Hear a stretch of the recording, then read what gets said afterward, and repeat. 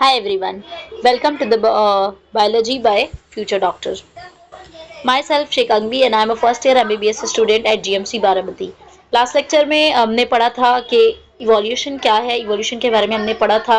Evolution evidence क्या क्या evidence, अगर मैं आपको रिवाइज कराऊँ तो सबसे पहले हमने पढ़ा था कि सबसे पहला जो एविडेंस था वो था मॉर्फोलॉजिकल एविडेंस डॉग्स वगैरह में। उसके बाद फिर एनाटॉमिकल एविडेंस था, एनाटॉमिकल एविडेंस पढ़े। उसके बाद फिर भी था एम्ब्रियोलॉजिकल एविडेंस। उसके बाद connecting link and this were all we studied in the evidence of evolution. Evolution में हमने पढ़ा था कि किस तरीके से इवोल्यूशन हुआ, कितने साल लगे इवोल्यूशन को होने के लिए। So I hope you understood the last lecture. Now let's move to the next part, that is the Darwin theory of natural selection. Okay, तो देखते हैं Darwin theory of natural selection.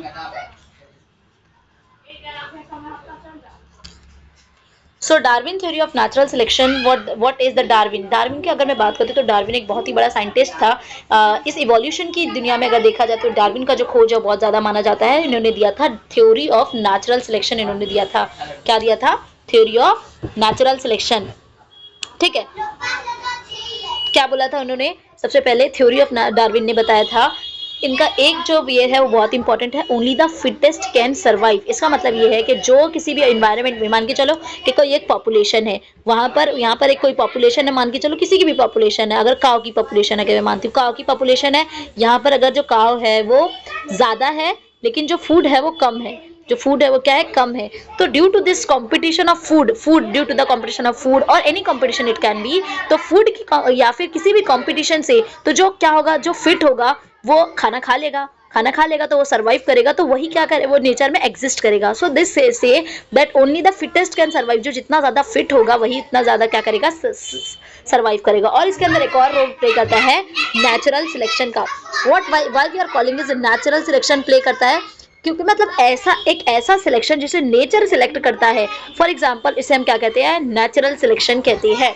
मतलब नेचर सिलेक्ट करेगा कि कौन सा organism exist करना है, कौन सा ऑर्गेनिज्म एग्जिस्ट करेगा, कौन सा ऑर्गेनिज्म एग्जिस्ट नहीं करेगा. ये नेचर सिलेक्ट करेगा. इसलिए इस थ्योरी का नाम जो दिया गया वो क्या दिया गया?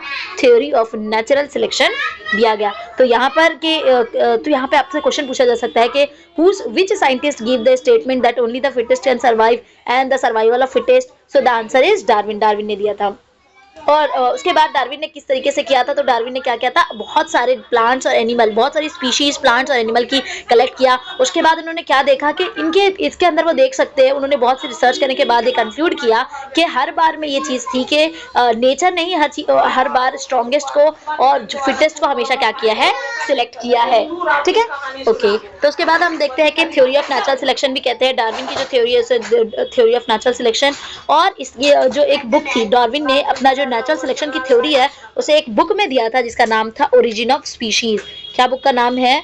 ओरिजिन ऑफ स्पीशीज नाम है बुक का. ठीक है, तो ये याद रखना है कि क्वेश्चन पूछेगा यहाँ से कि what were the name of the book written by Darwin. So answer is origin of species book का नाम था. और यहाँ पर एक एग्जांपल नेचुरल सिलेक्शन का डार्विन के इसमें आ जाता है ब्लैक एंड ब्राउन मॉथ के बारे में. अब मॉथ क्या होता है? मॉथ मैं आपको दिखाती हूँ मॉथ क्या होता है. मॉथ एक बटरफ्लाई जैसा एक ऑब्जेक्ट ही होता है, वो तो बटरफ्लाई के ही जैसा होता है. मॉथ जो होता है वो सिर्फ बटरफ्लाई जैसा होता है, कोई ज़्यादा डिफरेंस नहीं होता है, कोई ज़्यादा डिफरेंस नहीं होता है मॉथ के अंदर. तो इस तरीके से मैं देख सकती हूँ, आपको मैं बताती हूँ. अर्लियर यहाँ पे एक पेड़ बने हैं, दोनों में सब कुछ सेम है. प्लांट इधर पे भी ग्रीन है, यहाँ पे भी ग्रीन है. बस यहाँ पे जो अगर मैं स्टेम की बात करती हूँ, अगर मैं इसके स्टेम की बात करती हूँ, इसका स्टेम नॉर्मली ब्राउन कलर का है लेकिन ये इसका स्टेम ब्लैक कलर का है. अब ऐसा क्यों है? अब यहाँ पर इंडस्ट्रियल मेलानिज्म भी कहते हैं. इस चीज़ को हम लोग क्या कहते हैं? Industrial melanism. या आप आगे जाके आप पढ़ोगे कि इसको हम लोग इंडस्ट्रियल मेलानिज्म भी कहते हैं. इसका मतलब ये है कि जब इंडस्ट्रीज पहले अगर मैं बात करती हूँ, जब फैक्ट्रीज वगैरह नहीं थी, तब वहाँ पे क्या था? माहौल बहुत साफ था, बहुत ज़्यादा हमारा इन्वायरमेंट साफ था. तो जैसे जो हमारे वो थे, हमारे जो पेड़ वगैरह रहते थे वो एकदम क्लीन रहते थे. लेकिन अब इंडस्ट्रियल रिवॉल्यूशन के बाद जब इंडस्ट्रीज बहुत सी आ गई, जिसकी वजह से बहुत ज़्यादा पॉल्यूशन आ गया है, पॉल्यूशन आने की वजह से जो स्टेम पे बहुत ब्लैक कलर आ गया है, तो अब क्या होता है? नेचुरल सिलेक्शन यहाँ पे कैसे होता है कि जो ब्राउन कलर की मौत, अगर मैं यहाँ पर ब्राउन कलर की मौत बनाऊँ, और अगर मैं आपको एक बार दिखाती हूँ कि अगर ये ब्राउन कलर की मौत है, मान के चलो अगर यहाँ पर ब्राउन कलर की एक मौत है और एक ब्लैक कलर की मौत है, यहाँ पर मैं ब्राउन कलर बनाती हूँ, ये ब्राउन कलर की मौत है, आपको नहीं दिखाई दे रही है, मैं थोड़ा डार्क वाला ब्राउन बनाती हूँ. ठीक है, एक मिनट, ये ब्राउन कलर की मैंने मौत बनाई और उसके बाद ये ब्राउन कलर की मौत बनाई और ब्लैक कलर की मौत बनाई। तो देख सकते हैं आपकी जो ब्लैक कलर की मौत है वो इस स्टेम पर बराबर से दिख रही है, लेकिन जो ब्राउन कलर की मौत है वो दिखाई नहीं दे रही है। इसका मतलब जो ये जो मौत है, मौत क्या है, बटरफ्लाई जैसा एक ऑब्जेक्ट है जिसको क्या कहता है, कोई भी वो खाने के लिए आता है, कोई भी इंसेक्ट उसको खा लेता है। तो अगर इंसेक्ट दूर से देखेगा तो उसको क्या दिख रहा है कि ये इस स्टेम पे ब्लैक कलर का उसको दिख रहा है, ब्राउन कलर का नहीं दिख रहा है। तो ब्राउन वाला जो है वो क्या हो गया है, ज्यादा एग्जिस्ट करता है। तो उस अर्लियर अगर मैं इंडस्ट्री से पहले की अगर मैं देखती हूँ तो उस टाइम पे जो ब्राउन कलर की मौत थी वो ज्यादा थी, बिकॉज यहाँ पर क्या था, पॉल्यूशन कम था। तो नेचर ने किसको सिलेक्ट किया, नेचर ने ब्राउन वाले को सिलेक्ट किया और जो ब्लैक वाली मौत थी वो कम बची। लेकिन अगर मैं इंडस्ट्रियल रिवॉल्यूशन के बाद की बात करती हूँ, जब पॉल्यूशन आ गया, तब अब यहाँ पर अगर मैं ब्राउन मौत बनाती हूँ,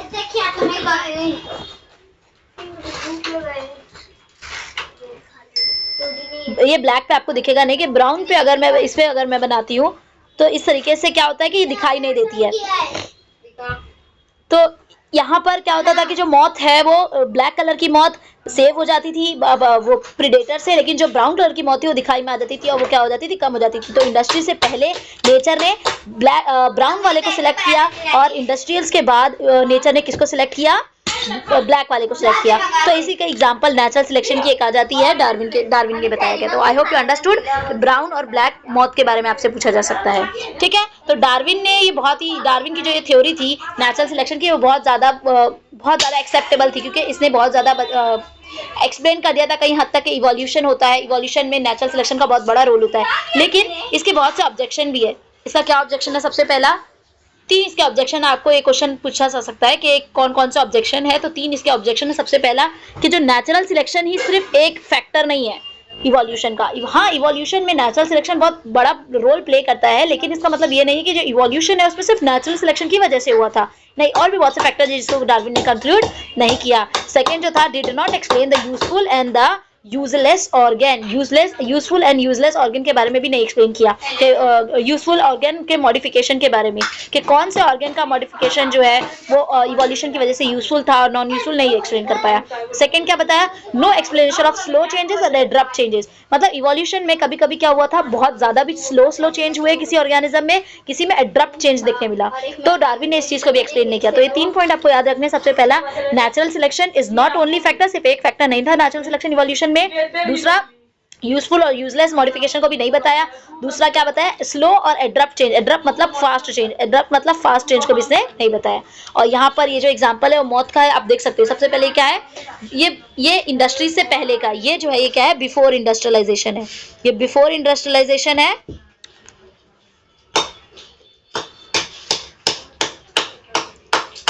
ये बिफोर इंडस्ट्रियलाइजेशन है और ये आफ्टर है। तो आप देख सकते हैं कि ये जब ब्लैक हो गई है तो ये ब्लैक वाली छुप पा रही है इसके अंदर, ब्लैक वाली नहीं दिख रही, व्हाइट वाली आएगी, प्रेडेटर्स को लेके चला जाएगा।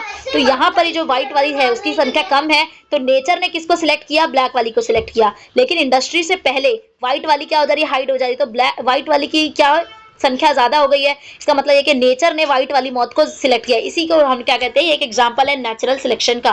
आई होप यू अंडरस्टूड। डार्विन का थ्योरी समझ में आ गया होगा आपको। डार्विन ने कुछ ज्यादा नहीं बताया। डार्विन की थ्योरी है natural selection, only the fittest can survive. उसके बाद यहाँ पर उसने बताया ब्लैक एंड ब्राउन मौत का एग्जाम्पल है। इंडस्ट्री से पहले कौन से 3 ऑब्जेक्शन है ये याद रखना है, और उसके बाद उसकी कौन सी बुक है, ओरिजिन ऑफ स्पीशीज, वो बुक हमें याद रखनी है, ठीक है। ओके, तो इवोल्यूशन पढ़ ली। इवोल्यूशन में सबसे पहले जो थ्योरी थी वो डार्विन की है। नेक्स्ट जो थ्योरी दी हुई है वो लेमार्क की थ्योरी है, लेमार्किज्म। लेमार्क एक साइंटिस्ट का नाम है, तो उसकी दी हुई थ्योरी को क्या बोल दिया गया है, लेमार्किज्म दे दिया गया है। तो इस साइंटिस्ट का पूरा नाम दिया हुआ जीन बैप्टाइज और लेमार्क, इस साइंटिस्ट का पूरा नाम था। अब इस साइंटिस्ट ने क्या बोला, लेमार्क ने कहा कि morphological changes were responsible for evolution. मतलब फॉर एग्जाम्पल, अगर कोई ऑर्गेनिज्म है, किसी ऑर्गेनिज्म में कोई चेंज मॉर्फोलॉजी में आता है। कोई मॉर्फोलॉजी का मतलब क्या होता है, सबसे पहले कोई भी उसका आउटर स्ट्रक्चर किस तरीके से दिखता है।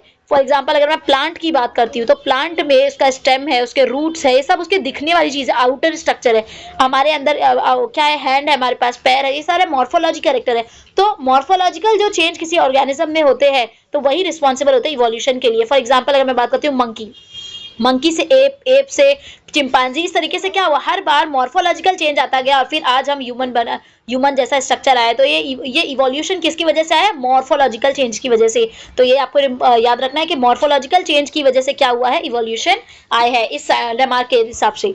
सेकेंड, उसने इसकी जो लेमार्किज्म की थ्योरी है इसे हमें use and disuse of organ भी कहते हैं, क्योंकि लेमार्क ने क्या बताया था कि जो ऑर्गेन यूजफुल होते हैं वो क्या हो जाते हैं, और इवॉल्व हो जाते हैं, और जो डिस यूजफुल होते हैं वो क्या हो जाते हैं, डीजेनरेट हो जाते हैं। अगर जिस ऑर्गेन का काम करना छोड़ देता है कोई भी ऑर्गेनिज्म, तो वो क्या हो जाता है, थोड़े टाइम बाद डीजेनरेट हो जाता है। फॉर एग्जांपल अगर मैं बात करती हूँ कि कोई इंसान है, अगर वो अपना बचपन से लेकर एक हाथ पीछे ही रखा हुआ है या फिर उसको यूज नहीं कर रहा है एक हाथ, तो अगर वो बहुत साल बाद 30-32 साल बाद उस हाथ को यूज ना करे या फिर वो चाहे कि यूज करे तो यूज नहीं कर सकता है, क्योंकि उसने क्या किया, उसका डिस यूज किया, उसका यूज नहीं किया, तो वो क्या हो जाएगा, वो ऑर्गेन डीजेनरेट हो जाएगा, और यूज करने से वो चीज क्या हो जाएगी, और इवॉल्व हो जाएगी वो चीज का यूज करने से। ठीक है, तो अब इसकी एग्जांपल में क्या दिया गया, use and disuse of organ. Neck of giraffe, आपने जिराफ को देखा होगा, जिराफ जब पहले की बात करती हूँ जिराफ की, तो जिराफ की नेक जो थी इतनी लंबी नहीं हुआ करती थी, लेकिन जब वो ऊपर से जब वो ग्रास खाने लगा, पत्ते ऊपर से खाने लगा जब वो, तो उसकी लंबी धीरे थोड़ी लंबी होती गई। फिर जनरेशन बाय जनरेशन इसमें लाखों करोड़ों साल लगे कि एक जिराफ की गर्दन, अब जो जिराफ पैदा होते हैं उनकी लंबी गर्दन क्या होती है, लंबी होती है। तो इसका भी क्या हो जाता है, ये क्या हो जाएगा, एक तरीके का इवोल्यूशन है जो एक मॉर्फोलॉजिकल चेंज की वजह से आया है। सो ये नेक of giraffe, shoulder of iron Smith, किसी भी लोहार की अगर मैं बात करती हूँ तो उसके उनके शोल्डर्स बहुत मजबूत हो जाते हैं। तो उनके अगर कोई अगर फादर है आयरन स्मिथ, तो उसके सन का भी बहुत ही स्ट्रॉन्ग शोल्डर होगा। क्यों, क्योंकि उसने क्या किया था, एक्वायर्ड किया था उस चीज को। एक्वायर्ड मतलब उसने अपनी लाइफ में उस चीज को अडेप्ट कर लिया था, एक्वायर्ड कर लिया था। Second, the leg of swan and duck. Swan और डक की अगर मैं बात करती हूँ तो डक क्या करते हैं, स्वैन और डक उन्होंने जो लेग का काम है वो चलने का काम क्या करते हैं, स्विमिंग के लिए उन्होंने अपने लेग को अडेप्ट कर लिया है। उसके बाद स्नेक का जो बरोइंग एक्टिविटी है कि वो अपने आप को बरो करता है जमीन में, जिसकी वजह से उसके क्या हो गए, जो लेग है वो लॉस्ट हो गए। तो ये सारे क्या है, ये ऐसे ही एक जल्द ही नहीं हुआ, इसको लगने में बहुत साल लगे हैं। जिराफ की नेक को लंबी होने में बहुत लाखों साल लगे हैं। उसके बाद यहाँ ये स्नेक के लेग को लॉस होने में भी बहुत साल लगे हैं। सो जो इवोल्यूशन है वो एक बहुत ही स्लो और एक लंबा प्रोसेस है। तो लमार्किज्म आपको समझ में आ गया होगा। और ये जो सारे एग्जाम्पल है, जैसे कि all these are the example of acquired character. Acquired का मतलब क्या होता है, ऐसे कैरेक्टर जो किसी भी लाइफ में उसने अडेप्ट किया या फिर लिया हो, उसको एक्वायर्ड बोलते हैं। सो ये जितने भी कैरेक्टर है, मतलब जिराफ ने क्या किया, अपनी जिंदगी में उसने लंबी गर्दन कर ऊंचा करके खाया, जिसकी वजह से उसकी गर्दन क्या हुई, लंबी हुई। तो इसके हम लोग क्या कहते हैं, एक्वायर्ड कैरेक्टर कहते हैं। और ये एक जनरेशन से दूसरी जनरेशन की तरफ ट्रांसफर होती है। ठीक है, so all this character are the example of acquired character from one generation to another generation. Okay, और इसी थ्योरी को, लेमार्किज्म को, थ्योरी ऑफ एक्वायर्ड कैरेक्टर और लेमार्किज्म भी कहती है। थ्योरी ऑफ एक्वायर्ड कैरेक्टर और लेमार्किज्म भी कहते हैं। एग्जांपल देखो, सबसे पहले लंबी गर्दन छोटी थी, फिर और बड़ी, फिर और बड़ी और बड़ी। अब जो जिराफ सारे पैदा होते हैं सारी लंबी गर्दन के साथ पैदा होते हैं। सो अभी तक हमने क्या पढ़े हैं, सबसे पहले डार्विन का देखा, उसके बाद फिर ऑब्जेक्शन ऑफ डार्विन, लेमार्किज्म किस साइंटिस्ट ने दिया था, और क्या होता है इवोल्यूशन। तो लेमार्किज्म के हिसाब से, लेमार्क के हिसाब से मॉर्फोलॉजिकल चेंज क्या होते हैं, मॉर्फोलॉजिकली चेंज होते हैं वो क्या होते हैं, इवोल्यूशन। ठीक है, और फिर यहाँ पे एग्जांपल देखिए, एग्जांपल इसके पूछ सकता है कि right the example for the Lamarckism. तो यहाँ पर नेक of giraffe, shoulder and the leg of swan, ये याद रखना है आपको। अब हम लोग देखते हैं ह्यूमन इवोल्यूशन। अब ह्यूमन इवोल्यूशन क्या है, ह्यूमन इवोल्यूशन देख लेते हैं कि हम आज जो हम है वो पहले कैसा था, पहले मैन कैसा था, मैन कैसे वो हुआ। इवोल्यूशन में हमने स्टार्टिंग में पढ़ लिया था कि एक यूनिसेलुलर ऑर्गेनिज्म से लेकर कैसे आज इतनी डाइवर्सिटी आ गई है लाइफ में। इतनी डाइवर्सिटी कैसे आई है, इतनी डाइवर्सिटी कैसे आई है कि यूनिसेलुलर से डाइवर्सिटी इतनी आई है इवोल्यूशन की वजह से। सो मैन का इवोल्यूशन कैसे हुआ, तो 300 और 350 करोड़ साल पहले, बहुत साल पहले जो लाइफ ऑर्गेनिज्म इवोल्यूशन। सो इवोल्यूशन तभी स्टार्ट हो गया था जब कोई यूनिसेलुलर ऑर्गेनिज्म, तभी से लेकर आज तक इवोल्यूशन होते होते अभी भी इवोल्यूशन हो ही रहा है।